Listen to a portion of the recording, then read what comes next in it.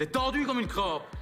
Bonjour et bienvenue sur le podcast Faut se détendre. Je suis votre hôte Charlotte, je suis sophrologue, prof de yoga thérapie en devenir et exploratrice de pratiques bien-être et développement personnel. Dans ce podcast, je vous partage des éléments de réflexion sur des sujets abordés en cabinet ou en séance collective et aussi sur des tendances et des actualités bien-être et santé. Bonne écoute! Dans l'épisode d'aujourd'hui, je vous parle de la communication non violente, dite CNV, développée par Marshall Rosenberg. C'est une approche empathique de la communication qui vise à favoriser la compréhension mutuelle et la résolution pacifique des conflits. Alors voilà comment l'appliquer pour exprimer vos besoins de manière constructive. À vos stylos pour la prise de notes. Petit 1, observation objective. Commencez par décrire objectivement la situation sans jugement ni interprétation. Décrivez les faits concrets qui ont suscité le besoin. Petit 2, sentiments. Identifiez et exprimez vos sentiments liés à la situation.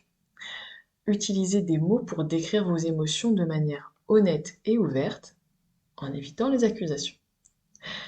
Petit 3, le besoin. Identifiez le besoin non satisfait qui sous-tend vos sentiments. C'est ce que vous cherchez à combler dans la situation. Formulez-le de manière positive, sans référence à des solutions spécifiques.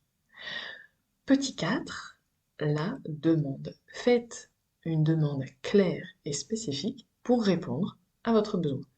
Utilisez des formulations positives en évitant les exigences. Vous voulez un exemple ? Je vous donne un exemple. La situation concerne peut-être un défaut d'équilibre entre deux partenaires en ce qui concerne les tâches ménagères. Observation objective. J'ai remarqué que ces dernières semaines, la plupart des tâches ménagères semblaient reposer sur moi.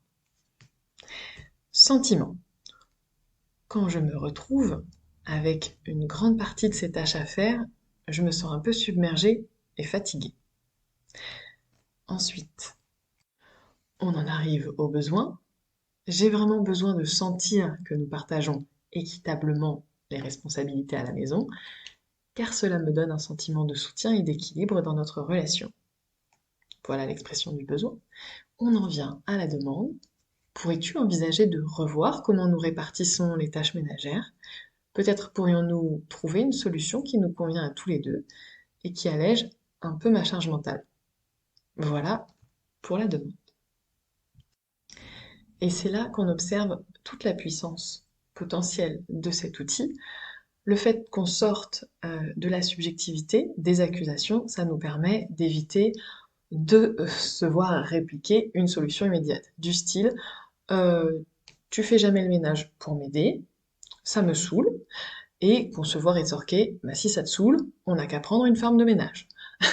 Le fait d'être dans la communication non violente et d'exprimer l'observation objective, les sentiments que ça suscite en vous, exprimer votre besoin et une demande qui n'est pas une exigence, hein, l'autre a le droit de dire non, attention, mais ça permet quand même de provoquer une ouverture à la conversation. Voilà. Ça peut signifier aussi beaucoup dans l'échange et dans la communication.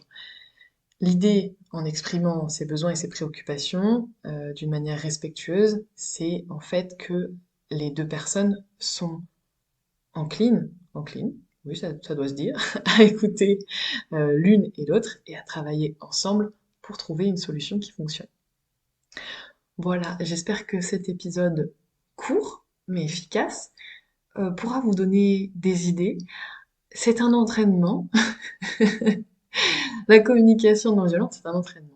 En fait, la communication non violente, elle va servir à, une fois qu'elle est fluide et potentiellement un peu mieux maîtrisée, à éviter toutes les accusations de type tu ne fais jamais ceci, tu fais toujours cela, parce que rappelez-vous toujours que le tu tue.